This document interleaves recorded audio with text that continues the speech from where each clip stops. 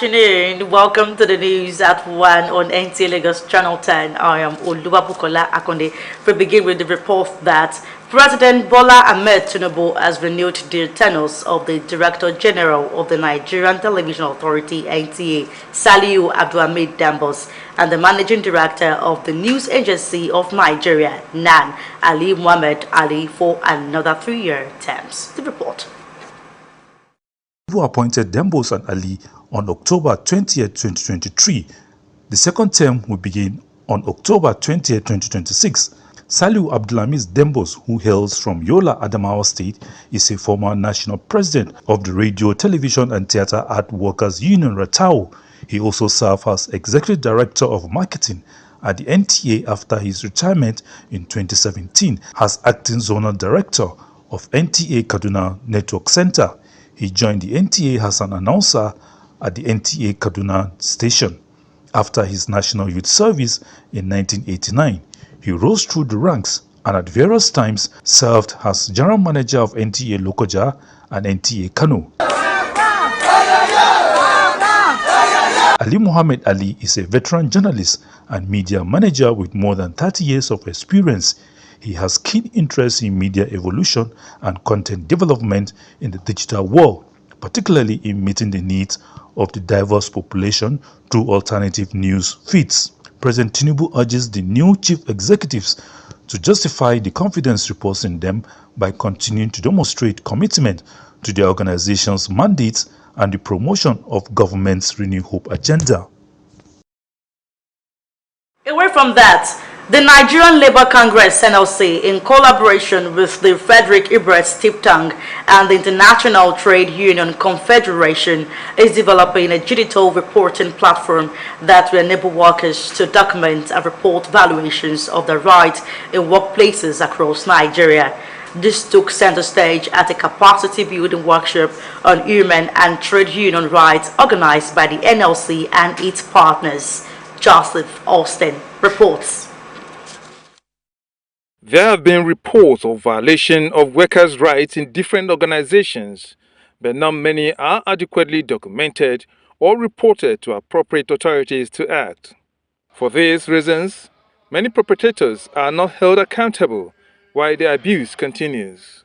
When we can celebrate the impact of conventions that are ratified is when these conventions are domesticated into national laws, when these conventions are also making an impact in the lives, in the wages, in the occupational health and safety of workers.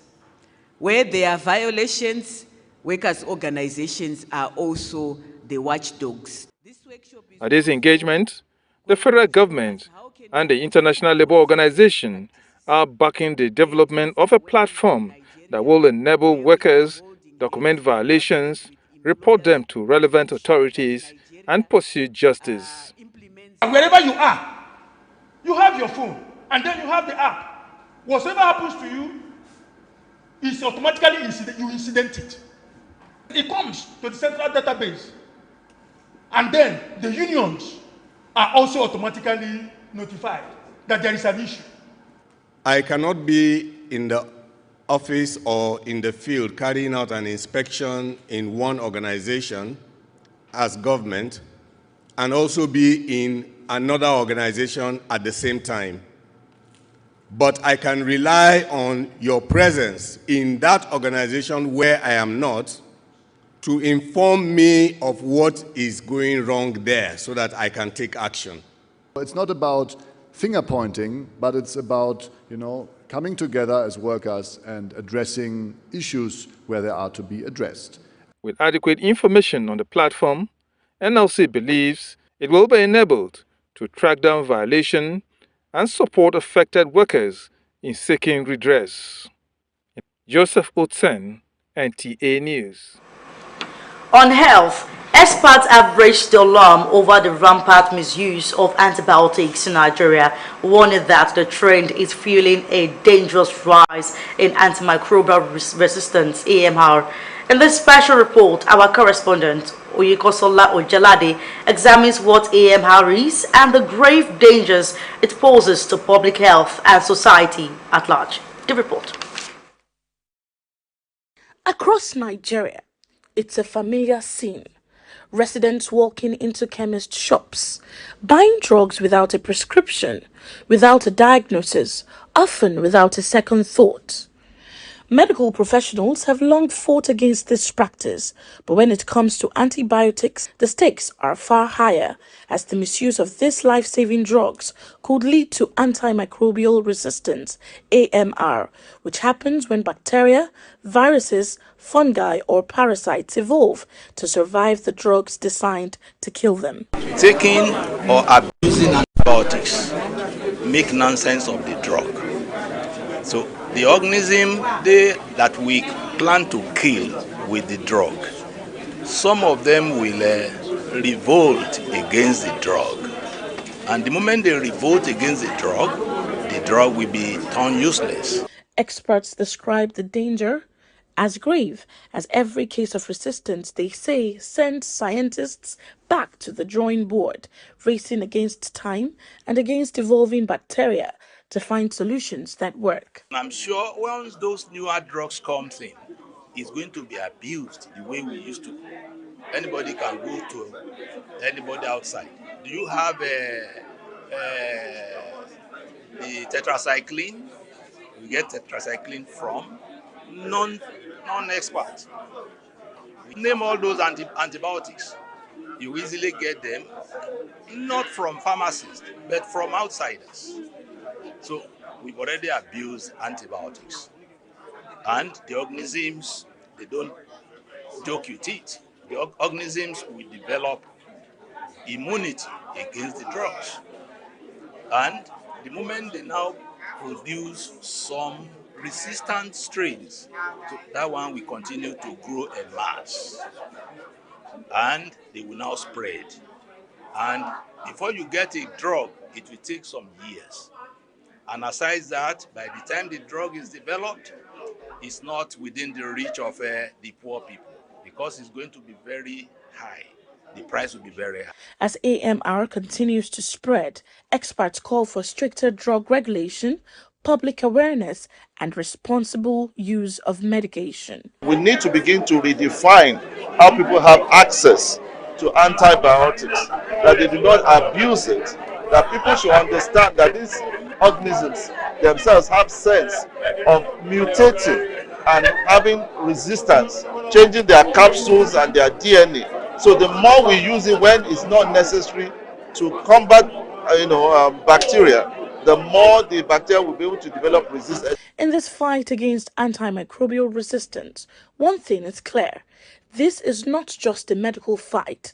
It is a fight for the future of modern medicine itself and societal health in general.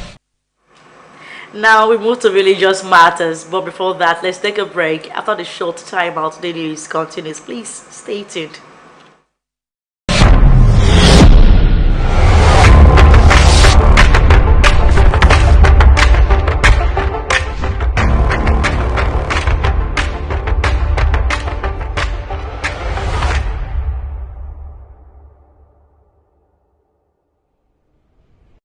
Are you looking for a spacious, serene, beautiful and comfortable environment for your event? Then NTA Lagos Channel 10 premises is the place to be. With about 3,065 seating capacity, NTA Lagos Channel 10 premises provides a well-secured land and car parking lot for your wedding receptions, birthday parties, religious and school activities. You can use our entire space and also have your event covered with a token which will be aired on our social diary program, Mary Lane. For more inquiries, please contact our marketing department, NTA Lagos Channel 10, Tejo Show, or call Chibuzo on 0812-324-5519 and Gmo on 003-830-1669. NTA Lagos premises affordable just for you.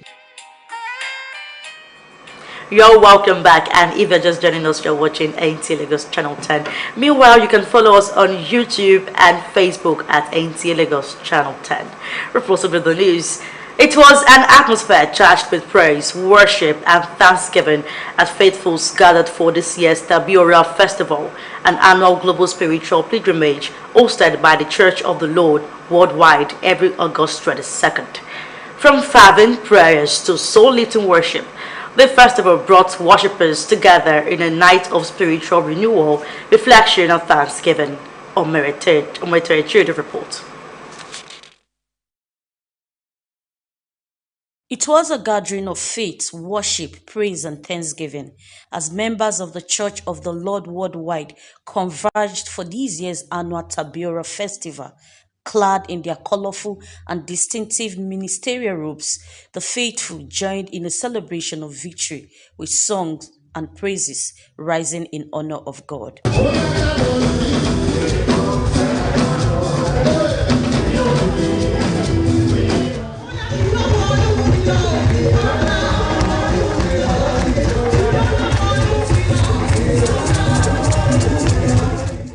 At the center of the celebration was the Most Reverend Rufus Ositelu, Aladura Patriarch and Primate of the Church of the Lord Worldwide, whose presence added spiritual significance to the colorful gathering.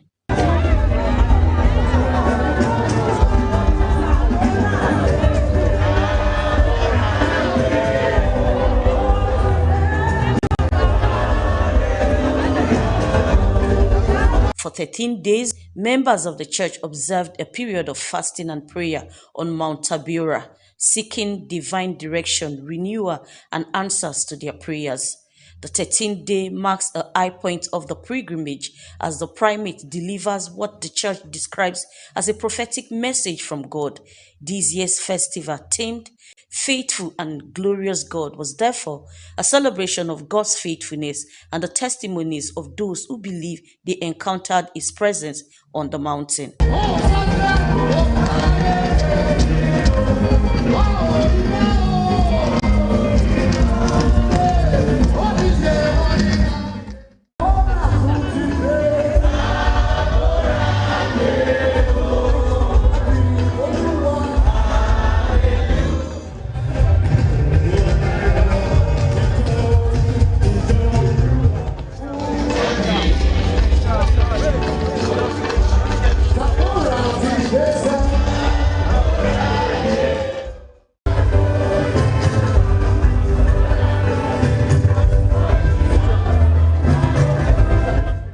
For some ministers, their experiences at Tabiora were remarkable and deeply personal encounters, they say, have become testimonies of divine intervention. We are celebrating the 90th years of the founding of this Tabiora. And why it's worth celebrating is because many people have come to this mount and nobody will pray for you or decree for you. And nobody will say anything. You just come here and the dew of heaven will fall on you and miracle will happen. People come from near and far and come and benefit the grace of God because he has had a covenant with the Lord. He has served the Lord diligently. And the Lord has promised him that he will do a wonderful thing. That anybody that comes to this Tabiora will go with an abundant blessing. We are taking home all the glory that the Lord has descended and will still descend upon each and every one of us here. As praises continued and testimonies filled the air, the message from the mountain remained one of faith, hope, and unwavering trust in a faithful and glorious God as they mark 90 Tabiora Festival.